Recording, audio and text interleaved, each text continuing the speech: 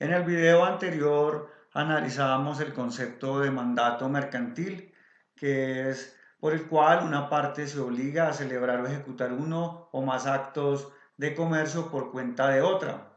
Y pues analizamos claramente que dentro del contrato de mandato las partes se distinguen por ser el mandante quien encomienda el encargo y el mandatario quien es el que se encarga de celebrar o ejecutar los actos de comercio por cuenta de otra persona.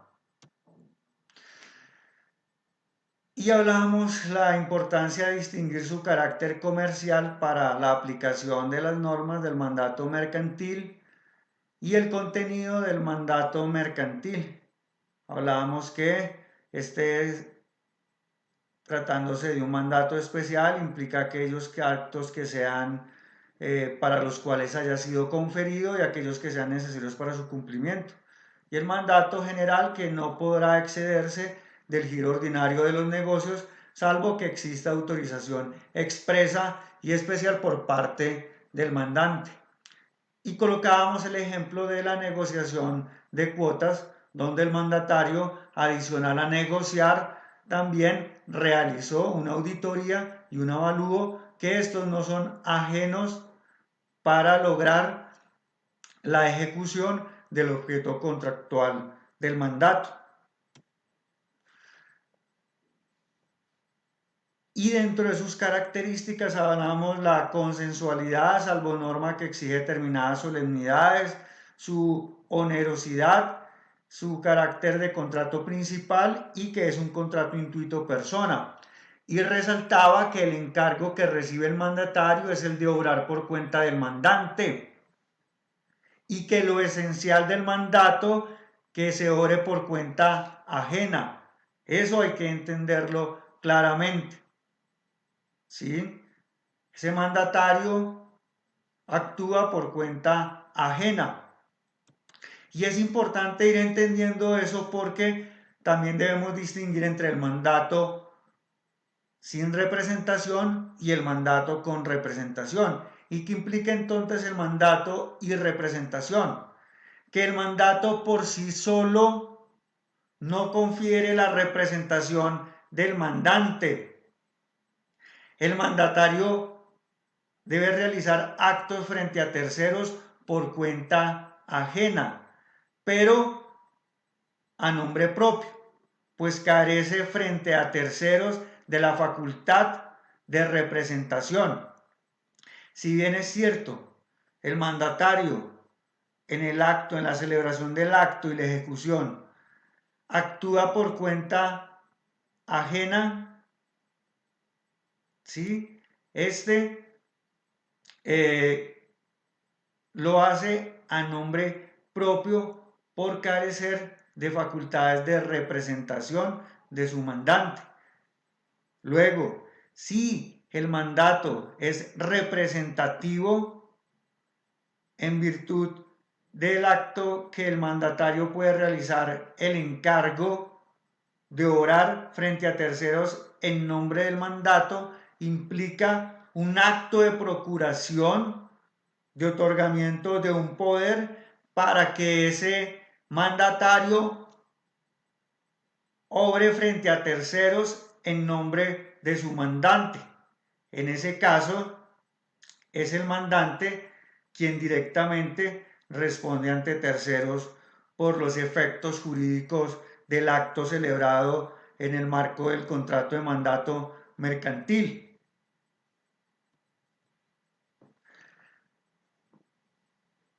La generalidad es que el contrato de mandato mercantil es un acto bilateral en el cual se regulan las normas que gobiernan la relación jurídica para la ejecución de un encargo que es celebrar un acto o varios actos mercantiles y que se implica inicialmente no implica la representación, o sea que la generalidad es que el mandato mercantil es sin representación, pero que si implica la representación, el mandato con representación debe otorgarse esa representación por medio de un acto jurídico especial para otorgar esas facultades de representación.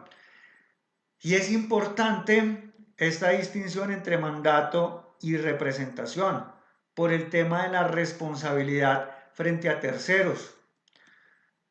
Si usted se encuentra en un mandato sin representación, el que comúnmente podemos celebrar con cualquier persona, para que celebre y ejecute un acto de comercio, que vaya y negocie unas acciones, por ejemplo, no implica la representación, es decir, que el mandatario no va a actuar en nombre mío, actúa por cuenta ajena, pero en nombre propio. ¿Esto qué significa cuando es mandato sin representación? Que el mandatario responde ante terceros y quien se encuentra jurídicamente facultado para exigir el cumplimiento del negocio, así como los terceros tienen acciones contra el mandatario, porque como éste no está orando en representación del mandante, sino está celebrando un acto por cuenta ajena, pero responde personalmente ante terceros por los efectos jurídicos del acto celebrado. Una cosa es la relación jurídica del contrato de mandato entre mandante y mandatario, y la otra es los efectos frente a terceros. Cuando es sin representación, el mandatario responde ante terceros por el cumplimiento de las prestaciones, no el mandante, ¿sí? Lo contrario sucede en el mandato representativo. En el mandato representativo, como el mandatario, ahí sí actúa en nombre del mandante. ¿Qué quiere decir esto? Que los efectos jurídicos del acto celebrado en la ejecución de ese mandato le corresponden al mandante frente al tercero, o al tercero frente a ese mandante. Y el mandatario, en el caso del mandato representativo, no responde frente a terceros por los efectos jurídicos del acto celebrado en virtud del contrato de mandato mercantil. ¿Sí? Los efectos jurídicos radican en cabeza del mandante. Así, la relación jurídica se da entre mandante y terceros, directamente, y quien se encuentra jurídicamente facultado para exigir el cumplimiento del negocio, bien sea por parte del mandante y por parte del tercero. Contrario como sucede en el mandato sin representación, que aquí el mandante no responde frente a terceros, ya que es el mandatario quien actúa en nombre propio, pero por cuenta ajena de un mandante que le encomendó celebrar un acto de comercio, pero frente a terceros actúa en nombre propio. Entonces la responsabilidad de los efectos jurídicos del acto de comercio celebrado van a estar en cabeza del mandatario frente a terceros y de los terceros frente al mandatario, y no del mandante, por las diferencias que acabamos de establecer. Por eso resulta tan importante entender el mandato y la representación, por primero el aspecto de la responsabilidad en cada uno de los escenarios, en mandato sin representación y mandato representativo, y recordar que el encargo que recibe el mandatario es el de obrar por cuenta del mandante, y que lo esencial del mandato es que se obre por cuenta ajena. Ya pues varía si es un mandato con representación o sin representación, como lo veníamos analizando hace un momento. Puede suceder que el objeto del contrato, las partes son las que señalan el radio de acción del mandante, a lo cual se suma como indicativo la naturaleza misma del mandante, del mandato. En el mandato especial, el encargo, además del negocio o negocios jurídicos señalados, se dirige a todos ellos que según la naturaleza del negocio sean necesarios para su cumplimiento, como lo analizábamos en el caso de la negociación de cuotas de una sociedad comercial, que implicaba la auditoría y el avalúo para establecer y poder celebrar el acto de negociación de acciones en nombre de ese demandante.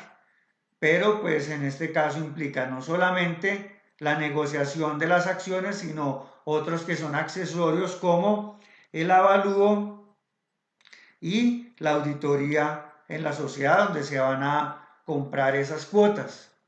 Y cuando es un mandato general se establece una limitación que consiste en el giro ordinario de los negocios del mandante. Es decir, no se puede exceder salvo que exista una autorización expresa del mandante para exceder ese giro ordinario o cuando a sano juicio del mandatario indique que debe proceder para efectos de proteger los intereses patrimoniales del mandante, realizar algunos actos que puedan ser necesarios.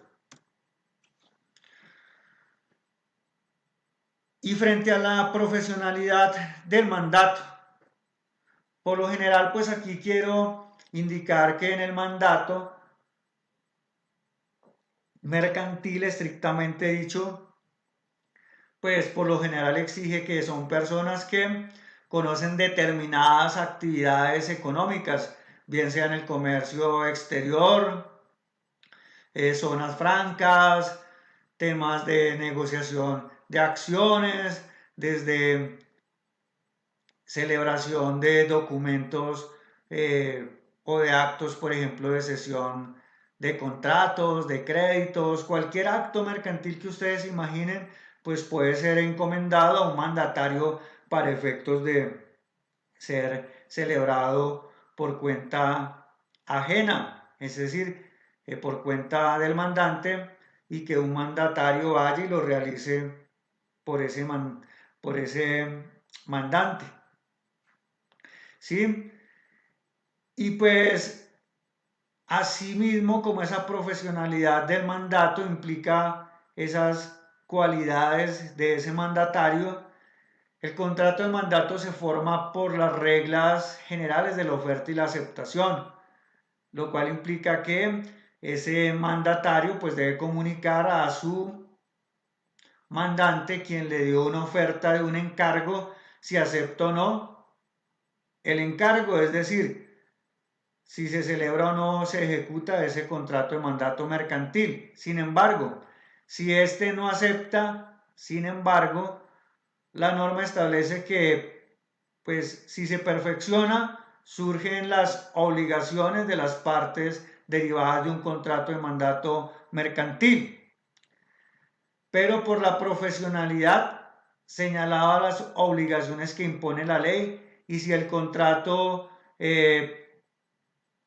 no se ha perfeccionado, pues implica unas obligaciones de custodia o incluso de venta de los bienes, así pues no se hubiese aceptado ese mandato por parte del mandatario, implica unos deberes de custodia de esos bienes que, si bien no se ha aceptado el contrato, pero ese mandatario le implica unas obligaciones de custodia, de si es necesario se le autoriza de vender esos bienes que se le entregaron previo a la celebración de ese mandato que no aceptó, pero ello no implica, según el artículo 1275, que se dé una aceptación tácita, simplemente hace parte de la profesionalidad que implica el mandato mercantil y que si bien es cierto no aceptó el mandato, pero si le fueron entregados unos bienes para efectos de ejecutar eventualmente ese encargo, pues él los debe custodiar o incluso las facultades de enajenación que le entrega la misma norma mercantil.